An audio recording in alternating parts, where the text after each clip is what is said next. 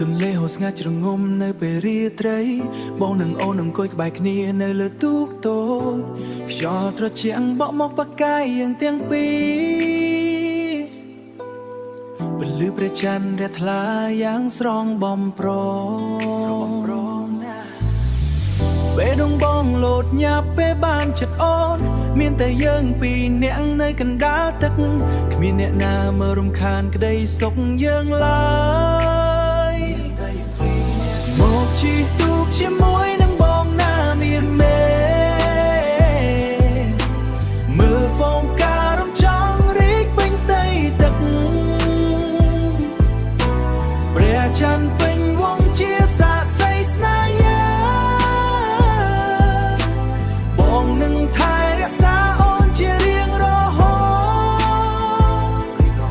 តដៃអូនប៉ះទឹកបង្កើតជារលកតូចតូចភ្នែកបងសម្លឹងមើលភ្នែកអូនមិនដាក់ស្នាមញញឹមអូនផ្អែមដូចជាទឹកឃ្មុំចង់ឲ្យពេលវេលានេះឈប់ត្រឹមនឹងពេលដងបងលោតញាប់ពេលបានចិត្តអូនមានតែយើងពីរនាក់នៅកណ្ដាលទឹកគ្មានអ្នកណាមករំខានក្តីសុខយើងឡើយមកជិះទូកជាមួយនឹងបងណាមានមេមើលហ្វូមការរំចង់រីកពេញដីទឹក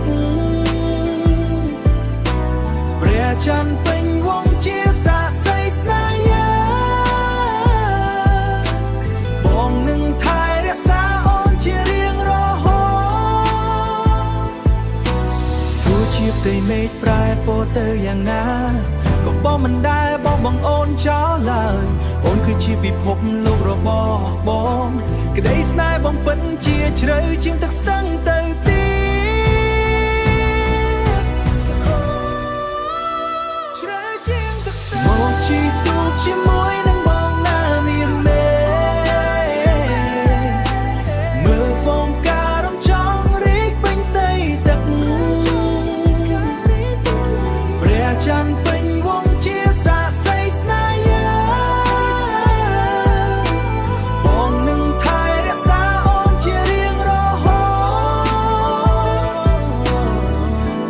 តជីវិតបងនៅលើទីបង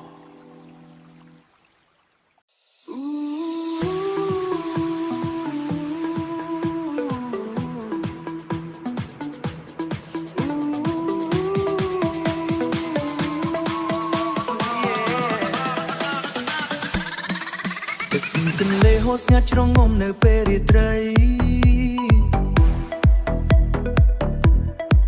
បងនឹងអូនអង្គុយក្បែរគ្នានៅលើទូកតូចខ្យល់ត្រជាក់បក់មកប៉ះកាយយើងទាំងពីរ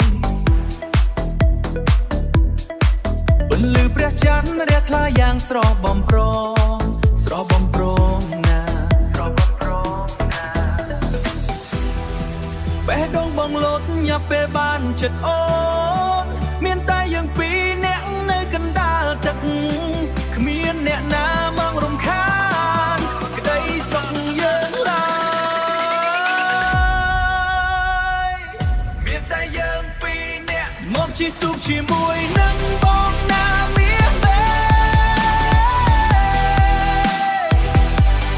មើលបងការរំចង់រៃពេញដីទឹកព្រះច័ន្ទពេញវងជាសាក្សី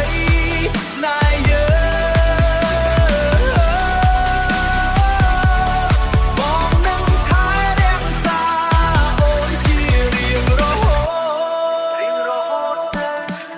ដៃអូនប៉ះទឹកបងការជារលតូចភ្នែកបងសម្លឹងមើលភ្នែកអូនមិនដាក់ស្នាមញញឹមអូនផ្អែមដូចជាទឹកឃ្មុំចង់ឲ្យពេលវេលានេះឈប់ត្រឹមនឹង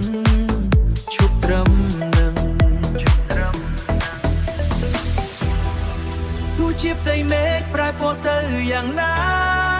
ក៏បងមិនដែលបងអូនចោលឡើយអូនគឺ ជាពិភពលោករបស់បងក្តីស្នេហ៍បងពិតជាជ្រៅជាងទឹកស្ទឹងទៅទី